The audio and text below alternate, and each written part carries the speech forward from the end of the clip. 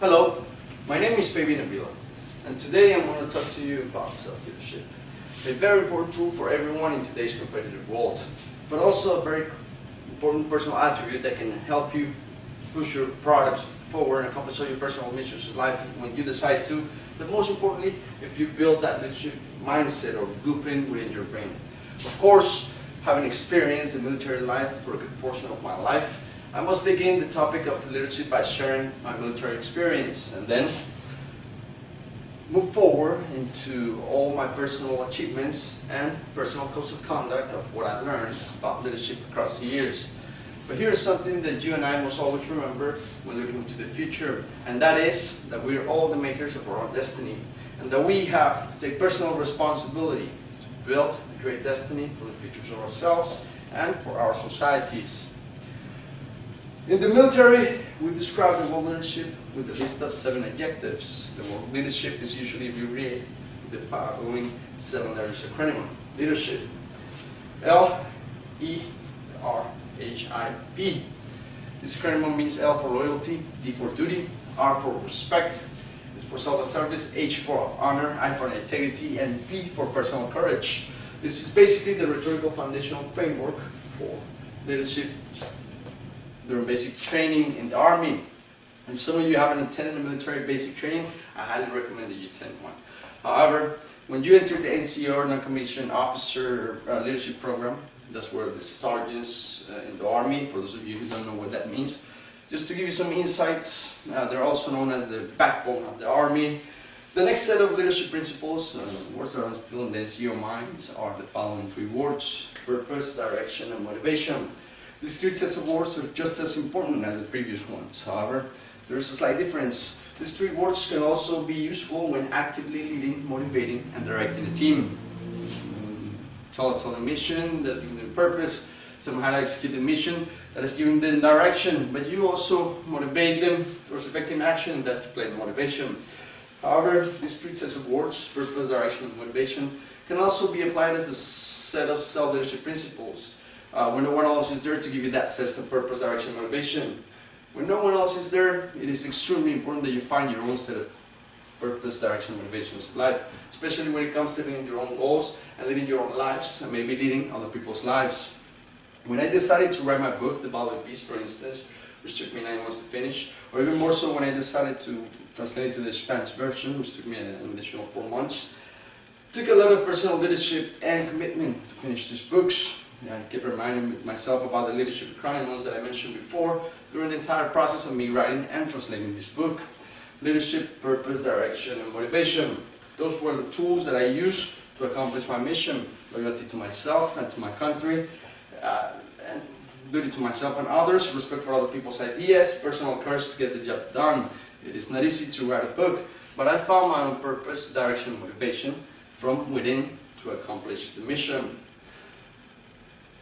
But it also took a lot of self-discipline as well to accomplish my own goals, because at the end, discipline because I have it because it's a set of mind, a repetitive motion, practice behavior, a lifestyle that kind of rewards you when you see your products at the end of the day. Riding or running, for instance, can be described as an act of self-leadership, because how many people here like to run or write? Be honest, very few. Not even I used to like either practice, and now I run, and now I write every day, and they become second nature to myself, and now I enjoy performing these activities very much. There was a change in my mindset, and I like it. I was able to reprogram my body and my brain, and the rewards of running are, for example, amazing. Not only produces endorphins to my body and my mind, or happy thoughts, that chemistry, but it also strengthens my body and its resilience. However, how many people in this room knows what the word resilient means? Well, it means the capacity to come back from difficulties, toughness, the ability of a substance or an object to spring back into shape, elasticity. In other words, the ability to build resistance in our bodies and our minds against the challenges of life and confront the challenges, again, with a very mental and physical position and strength. The ability to cope in difficult times from a stronger mindset point of view. That is what resilience means, to get down and get up. Again, a lot more stronger. But also the reason why resilience is a very important attribute or key to leadership is because it allows you to stand strong and flexible during tough times. Michael Jordan, Cristiano Ronaldo, President Barack Obama, they have made it where they made it had they not had sufficient discipline and resilience in their minds. And this goes for all the industries out there, to fashion, to journalism, to business management, information technology. If you want to be a leader, you gotta have discipline. Now let's talk about self-leadership and what does it mean. Self-leadership is what happens when individuals act on their own to achieve personal goals or the organizational mission, vision, purpose, and goals. It occurs when you challenge yourself to master self-direction, self-motivation. You need to perform a task or to achieve a goal. What is leadership? Leadership is the process of social influence of individuals and groups towards a goal or an achievement. The first, before you become a leader of others, you have to learn how to be a leader of your own life. Leadership is the ability to create and inspire a vision of the future while motivating and inspiring people to engage in that vision. You need to have the ability to influence, persuasion, and self-power. But of course, you need to be able to inspire yourself forward. First, self-power is the root of all forms of leadership. I'm going to talk to you about self-power in a minute. But first, let's identify what persuasion is. Persuasion is something meant to get you to do or believe something that you are not sure you want to go somewhere. Your friend might use persuasion to talk to you into it. As a persuasion in communication is intended to induce a belief or action into other people's minds. But what if you can persuade yourself that you can achieve great things? What if you can train our minds that we can accomplish great things? What if we can make it a habit? Because we can always make of self-leadership a habit, and it is definitely not a boring habit. You know, it takes 3 months to program your mind. There is an old saying that says those who think they can't and those who think they can are both usually right, and this is called by Confucians. And that is true.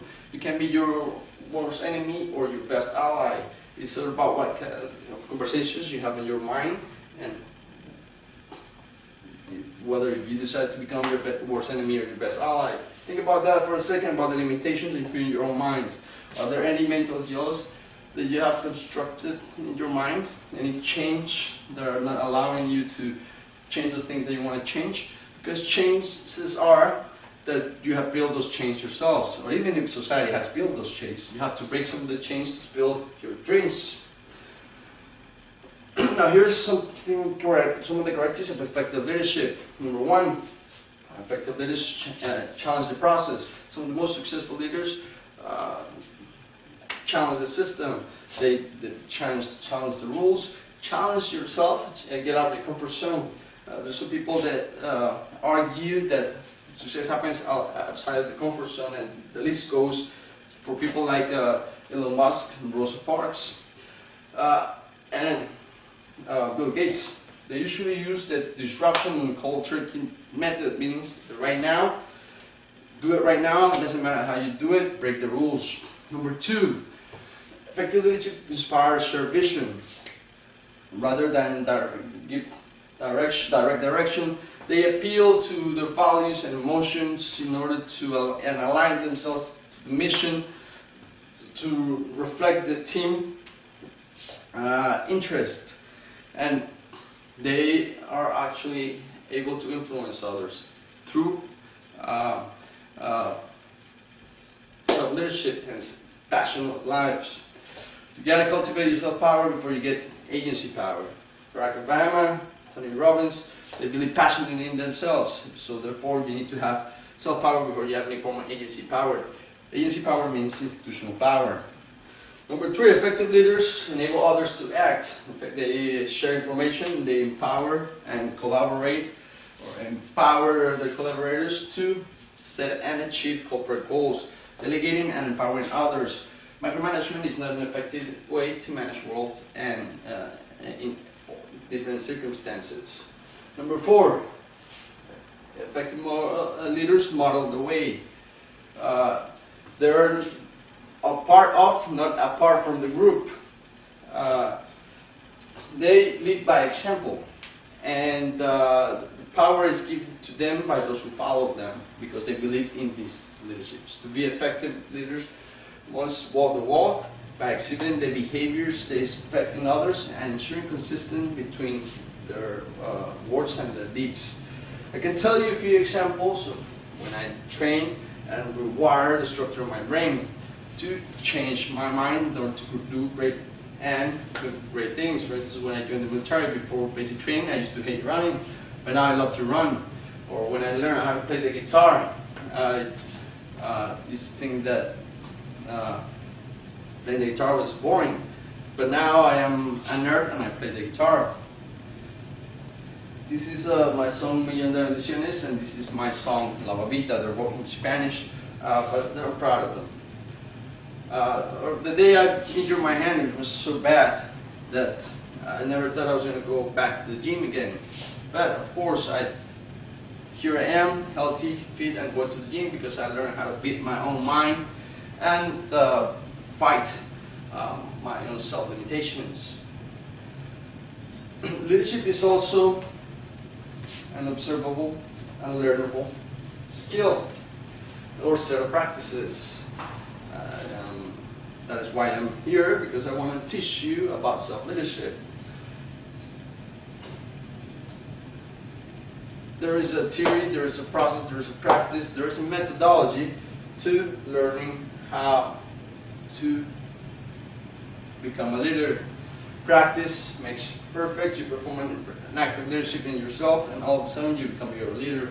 Effective leaders also take time to reflect on their actions and behaviors to objectively assess their actions. Effective leaders are continuous learners. The bottom line is that leadership can be learned, and it doesn't matter of definition, but it is important that you develop your first self-power first before you move into any form of leadership. Self-leadership is the rule of all leadership styles in all cases. Self-power is superior to no one. It doesn't require validation. It translates into confidence. It's better that you live. It allows you to live a confident life. It combines with respect for others, respect for yourself, and you have to set up boundaries in your life. You have to empower yourself, have positive optimism. Self-power brings charisma, as well as charisma attracts people, brings people to follow, as people want to bond, connect to your ideas, and other leaders may want to be with you or near you. So true leadership comes from the soul. You follow your passion, you follow your heart. That comes from the true self. You have to go beyond the ego identity in order to become a true leader or find the soul leadership, because our own egos could be damaging for ourselves and our relationships as well. Self-power ignites an infinite of possible opportunities, intention, organization, fulfillment, and you're allowed to accomplish multiple goals and things. Self-power is different from agency power because self-power comes from the self. Agency power is more like institutional power. Somebody gives you that power. Self-power is like dignity. People cannot take it away from you unless you allow them to. It's the same thing with self-power. It's also important to remember that self-power leads to agency power. It means that you'll be able to get into some important roles in your society. But self-power is the source of energy in your body and mind. Your physics, center, and intellect. The supreme power of your body takes forms, and your mind complex, and your mind is in harmony with yourself, and your body and soul will be stabilized, and you'll be equable in all circumstances. There will be fine coordination between your thoughts, actions, and deeds. That is the power of the self, self-power, self-love, self-realization, self-appreciation. All those are processes that allows you to become self-development. Remember, lead others by examples and develop your own self-power. Running out of time, so this is the end of my presentation. Thank you. Have a beautiful day.